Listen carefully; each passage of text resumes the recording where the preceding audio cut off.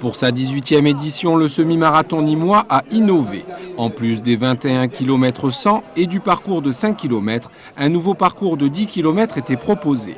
Autre nouveauté sur le semi, la présence dans le peloton de meneurs d'allure. Disons que c'est une nouveauté pour les coureurs, pour leur permettre de se qualifier, principalement pour les gens qui cherchent à se qualifier, parce qu'ils ont des temps limités, et c'est un guide. Des lièvres pour les autres coureurs qui font abstraction de toute ambition personnelle. C'est pas trop dur d'être meneur d'allure? Non, c'est un plaisir. C'est un plaisir. Je cours souvent pour moi. Là, je cours pour les autres. Ça fait plaisir. Ouais. D'accord. Votre allure, c'est quoi alors? 14 à l'heure. 4,15 au kilo pour faire 1h30 au semi.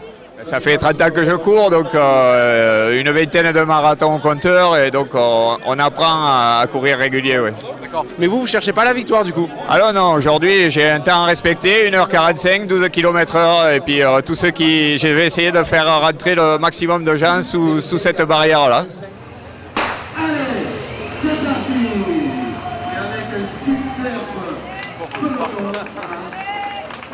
Sur la ligne de départ du semi-marathon, ils sont 1108 à se présenter. Le parcours est identique à celui de l'an passé. Après avoir longé le canal de la Fontaine, les coureurs prennent la direction des arènes, puis de la gare et longent la voie ferrée. Via le chemin bas d'Avignon, ils rejoignent le pont de Justice, où Emmanuel Nouwayo a déjà creusé l'écart avec Sadiq Bala.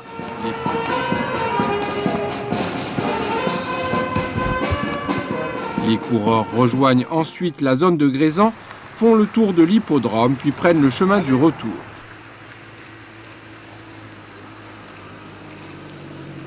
L'occasion pour tous les participants de croiser et d'applaudir le Burundais.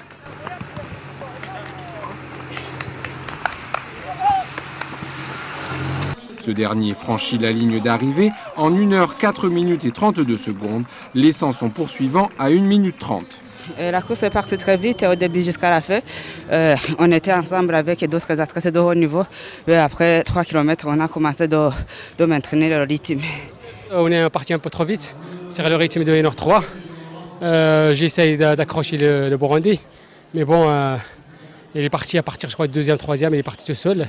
Moi, j'ai fait ma course, j'ai géré parce que j'ai une course la semaine dernière, que j'ai faite la semaine dernière dans les jambes. Heureux de revenir à Nîmes et faire 2e.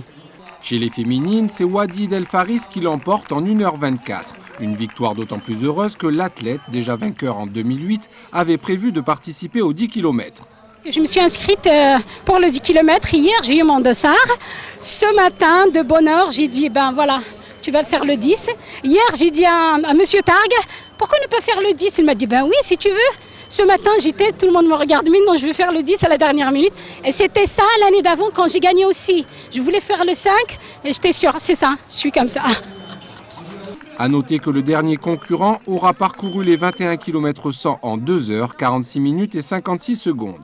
Reste à souligner un phénomène inquiétant et redondant, la tentative de participation, cette année avortée, de coureurs d'origine africaine qui, inscrits à la dernière minute, viennent pour rafler les prix.